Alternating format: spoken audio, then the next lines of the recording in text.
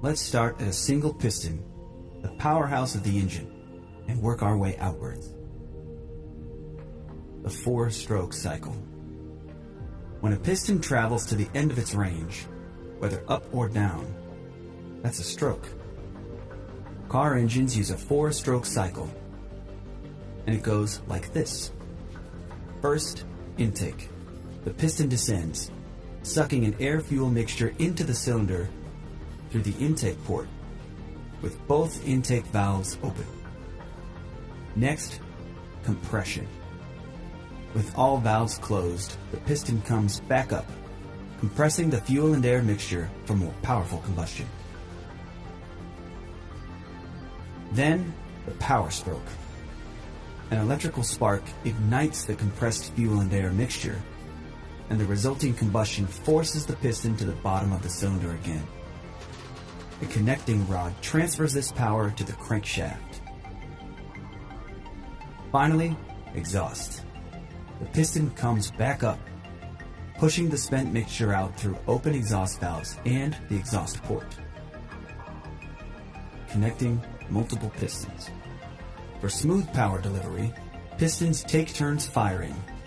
The firing order for this engine is 1, 3, 4, 2. Camshafts with specially shaped cams push spring-loaded valves open in turn. Cam gears and a timing belt or chain links everything to the crankshaft, and it all spins together. The crankshaft translates piston power out of the engine. It has counterweights to balance against the pistons for perfectly smooth revolutions. This is what RPM means. We're counting the number of full crankshaft revolutions per minute. The engine block holds the crankshaft and cylinders, and the cylinder head holds valves, ports, cams, etc. The geared flywheel sits at one side of the crankshaft for connection to a transmission. It's also where the starter connects to the system. This engine has 4 cylinders arranged in a single row, but there are many other possible configurations, like 6 cylinders with 3 on each side, angled in a V shape, or 8. Despite different design goals, the basic engine parts are all there. Now let's look at other systems that support this combustion process. Air intake. Air comes in through the air filter and then into the intake manifold, where it mixes with fuel before being sucked into individual cylinders through intake port.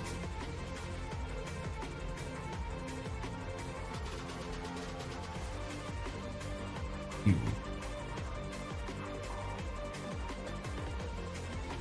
The fuel pump carries gas from the tank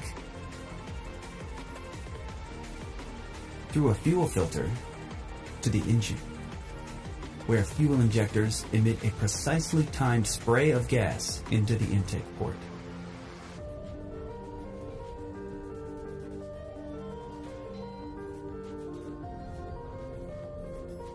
Cooling.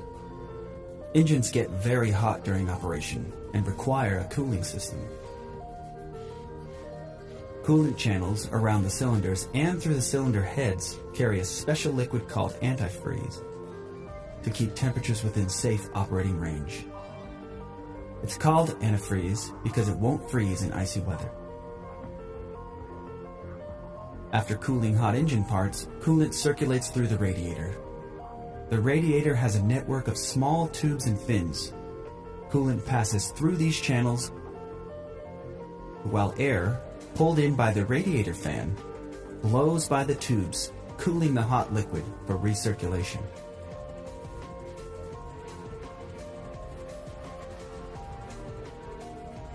A water pump keeps the coolant system flowing and properly pressurized. The thermostat regulates coolant temperature by either routing coolant back through the engine or to the radiator for further cooling. Electrical. The spark plug delivers the electrical spark that ignites the fuel-air mixture for combustion. The metal core is insulated from the outer metal casing with porcelain. The spark jumps between these conductive surfaces.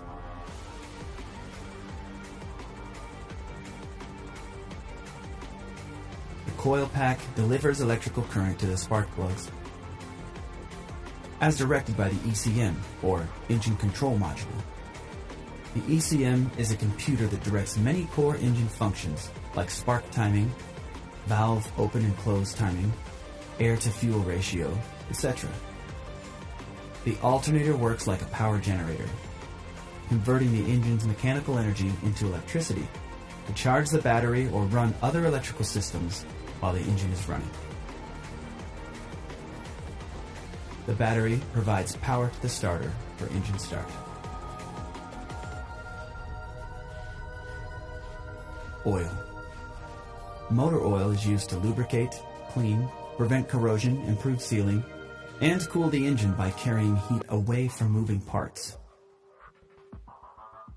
Rings around the top of the piston head keep oil out of the combustion process, while otherwise allowing the cylinder to be lubricated. Oil galleries are channels through the engine block and cylinder head that carry oil to various engine parts. Oil flows through the engine and back to the oil pan for recirculation. Oil rests in the oil pan when not in circulation. The oil pump keeps oil properly pressurized and flowing. And the oil filter keeps oil clean from contaminants.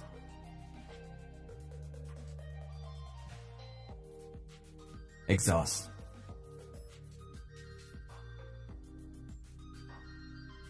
The exhaust manifold collects gases from multiple cylinders into one pipe.